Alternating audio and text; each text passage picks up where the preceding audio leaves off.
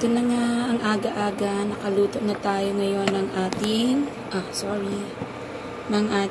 pagkain. Mag-jogging muna tayo sa labas.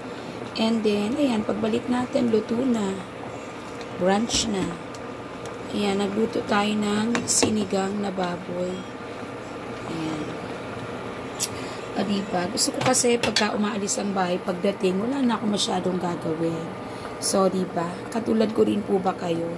And then, nagluto na rin ako ng kanin ng aking mag-ama. So, ayan, maagang-maaga pa, aalis muna kami, tatakpan ko na to, and then, Gora Bells na. So, luto na to.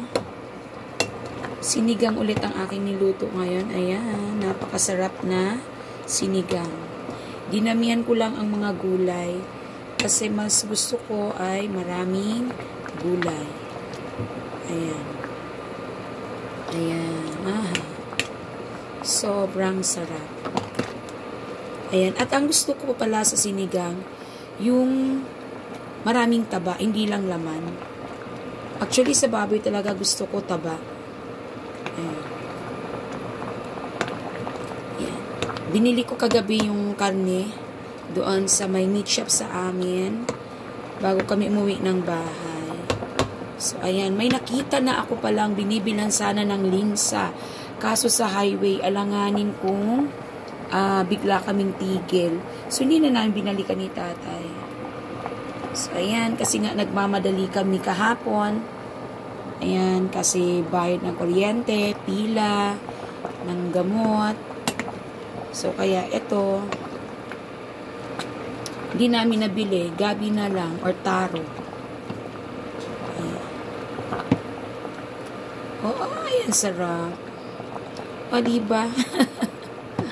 Ganun lang ang buhay. Easy-easy lang. Huwag nating masyadong gawing, komplikado ang ating life. Ayan. Pag malungkot ng saglit. Pag masaya, isaya natin. Ayan. So, papatayin ko na to. At kami ay paalis na. Nakagayak na kami. Nakainom na kami ng aming tuba-tuba. At takpan na natin to. Siyempre. Ito pala yung kaninang magtatay. Ayan.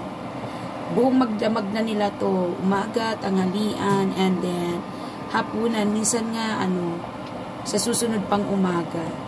Gawa na hindi naman sila makikanin. Basta may kanin lang. So, ayan.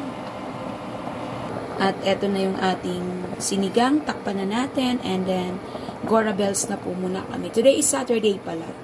So, bye!